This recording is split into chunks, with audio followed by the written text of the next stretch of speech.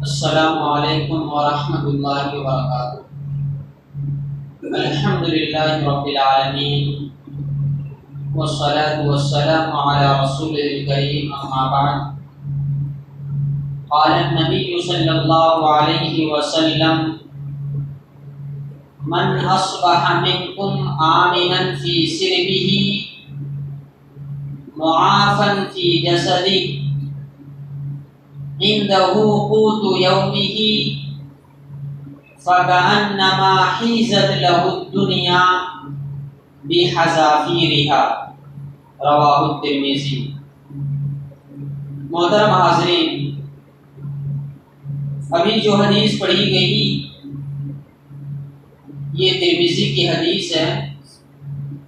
اس حدیث میں اللہ کے نبی صلی اللہ علیہ وسلم نے فرمایا: من اصبح منکم آمنا فی سربہ،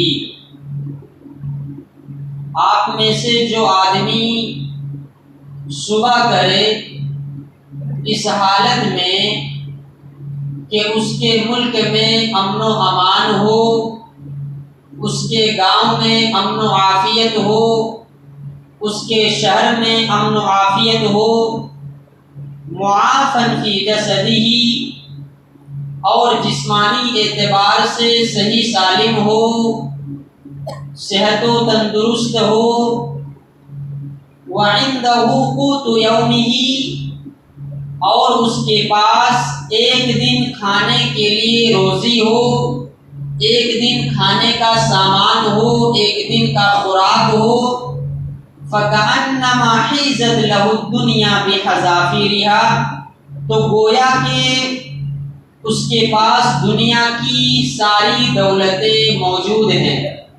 یعنی جو آدمی اس حالت میں صبح کرے کہ اس کے پاس تین چیزیں موجود ہوں۔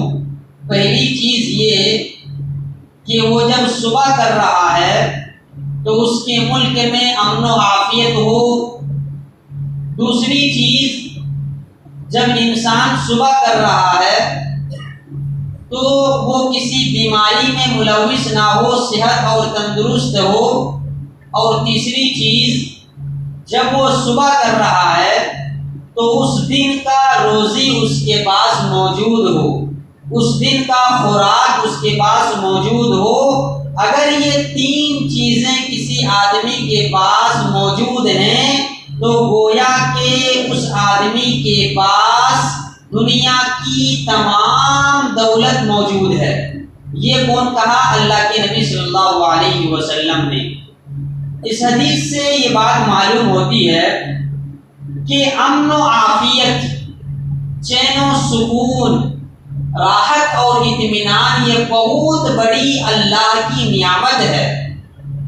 اگر انسان صبح کرے اور اس کے وطن میں، اس کے ملک میں، اس کے گاؤں میں، اس کے شہر میں امن و عافیت نہیں، دہشت گردی کا ماحول ہے، ڈر اور خوف کا ماحول ہے، فتنہ و فساد کا ماحول ہے، انسان کو اپنے گھر سے نکلتے ہوئے ڈر محسوس ہو رہا ہے، انسان کا اپنے گھر سے نکلنا مشکل ہو گیا ہے، تو یہ اللہ رب العالمین کی طرف سے بہت بڑا عذاب ہے کہ انسان صبح کرے اور اس کے پاس امن و عافیت نہ ہو، چین و سکون نہ ہو۔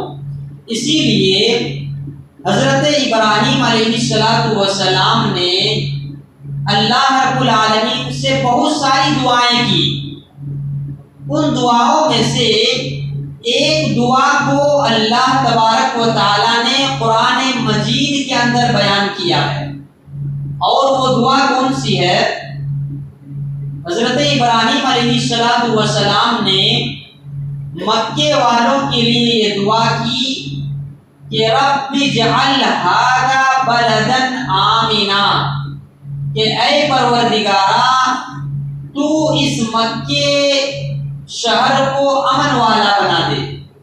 مکہ کا جو شہر ہے اس کو تو امن و عافیت والا بنا دے، سکون والا بنا دے، اطمینان اور راحت والا بنا دے۔ تو اس سے یہ بات معلوم ہوتی ہے کہ انسان کو جہاں کوشش کرنی چاہیے، وہیں پر اللہ سے دعا بھی مانگنی چاہیے کہ اے پروردگارا، ہم جس گاؤں میں رہتے ہیں اس گاؤں میں امن کا ماحول پیدا کر فرما، ہم جس شہر میں رہتے ہیں اس شہر کا ماحول امن والا بنا دے، ہم جس ملک میں رہتے ہیں اس ملک کا ماحول امن والا بنا دے۔ یہ ہمیں اللہ سے دعا کرتے رہنا چاہیے، جیسا کہ حضرت ابراہیم علیہ السلام نے مکے والوں کے لیے دعا کی کہ اے پروردگارا، تو شہر مکہ کو امن والا شہر بنا دے، شہر مکہ کو چین و سکون والا شہر بنا دے، شہر مکہ کو تو اطمینان اور راحت والا شہر بنا دے۔ آج کل ملک ہندوستان میں وقتاً فوقتاً بے امنی کی خبریں ہمارے پاس آتی ہیں، بے چینی کی خبریں ہمارے پاس پہنچتی ہیں، چاہے وہ سوشل میڈیا کے ذریعے ہو، پرنٹ میڈیا کے ذریعے ہو، موبائل کے ذریعے ہو، فیس بک اور واٹس ایپ کے ذریعے ہو۔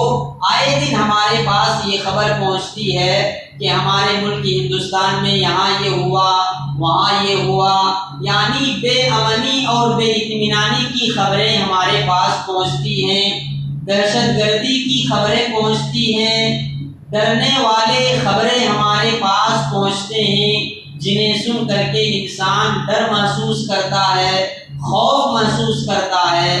تو جب ملک میں یا کسی گاؤں میں امن اور خوف کا ماحول نہ رہے، امن کا ماحول ختم ہو جائے، دہشت گردی اور ڈر کا ماحول پیدا ہو جائے، تو انسان کے بس میں جو کرنے کی طاقت ہے وہ کرے۔ انسان اس خوف کو، اس بے چینی کو، اس دہشت گردی کو، ڈر کو دور کرنے کا جو ذریعہ اپنا سکتا ہے اس کو اپنائے۔ مثلا دعا کرے اللہ تبارک و تعالیٰ سے، اسی طرح صبر کرے، اسی طرح اس ڈر کو ختم کرنے کے لیے جو دنیاوی تدابیر اختیار کیے جا سکتے ہیں وہ اختیار کریں۔ بہرحال اپنے ملک کے امن کو برقرار رکھنا، اپنے شہر کے امن کو برقرار رکھنا، اپنے گاؤں کے امن کو باقی رکھنا، یہ ہم میں سے ہر مسلمان کی ذمہ داری ہے۔